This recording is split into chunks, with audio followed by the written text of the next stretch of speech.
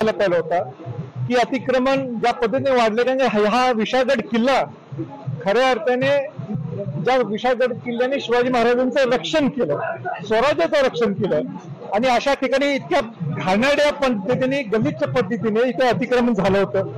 म्हणजे दारू, मद्यपान, तिथं पाहिजे ते ह्या तिथं सगळ्या गोष्टी चालत होत्या.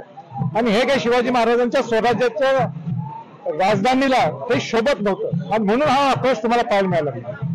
सरकारने निर्णय अगोदर घ्यायचा नव्हता, प्रशासनाने अगोदर निर्णय घ्यायचा, मी सारखं सांगत होतो, माझं कोण ऐकत नव्हतं. पण आज सरकारने निर्णय घेतलेला आहे की उद्यापासून विशाळगड हा अतिक्रमण मुक्त होणार आहे. तर मला सरकारला सांगायचंय, तुम्ही निर्णय घेतले, उद्यापासून अतिक्रमण मुक्त होणार आहे, उद्यापासून कारवाई सुरू होणार आहे.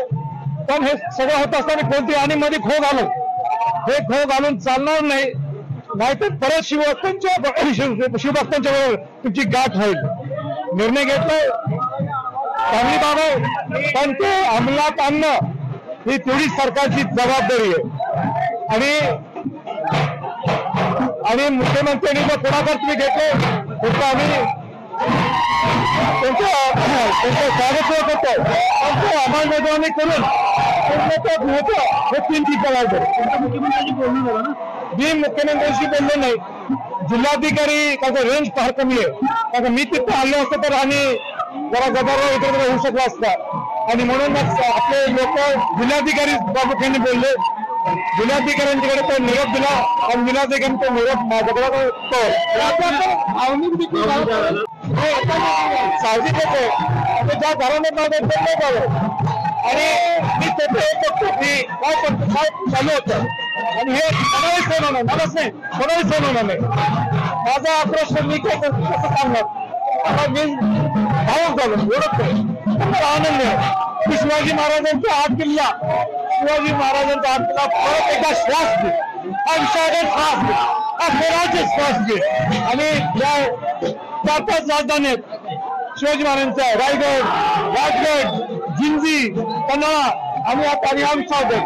हा विशाळगड श्वास घेईल, हा मला माझा आनंद आहे. माझ्यासाठी हा फार अविस्मरणीय आठवण मी राहणार असं म्हणण्याचं चुकीचं होणार.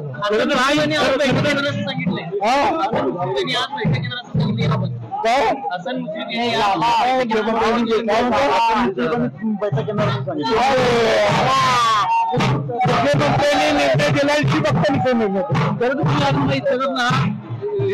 ठरलेला आहे, आणि गुन्हे दाखल करतील. गुन्हे मी सांगत, ज्यांच्यावर गुन्हे दाखल करणार असतील तर पहिल्यांदा गुन्हा माझ्या दाखल करा. मी अभिमानाने आनंदाने हा गुन्हा घेतो की हो, मी शिवाजी महाराजांच्या विशाळगड किल्ल्यासाठी माझ्यावर काहीतरी गुन्हा आहे, लागू ते गुन्हा, काही हरकत नाही, अभिमान वाटून मला माझ्यासाठी, हा हो माझ्यावर गुन्हा आहे. पण त्या शिवभक्तांच्या काय गुन्हा घालू नका, कारण ते त्यांचा आक्रोश होता. तुम्ही एवढ्या वर्ष काही केलं नाही ना, म्हणून तो आक्रोश होता. ही माझी भावना आहे. सांगा, हा मोर्चा राजकारण्यांच्या घरावर जाईन तर खो घातला याच्यात कोणी, तर ते तुम्ही म्हटले मला ते सांगा.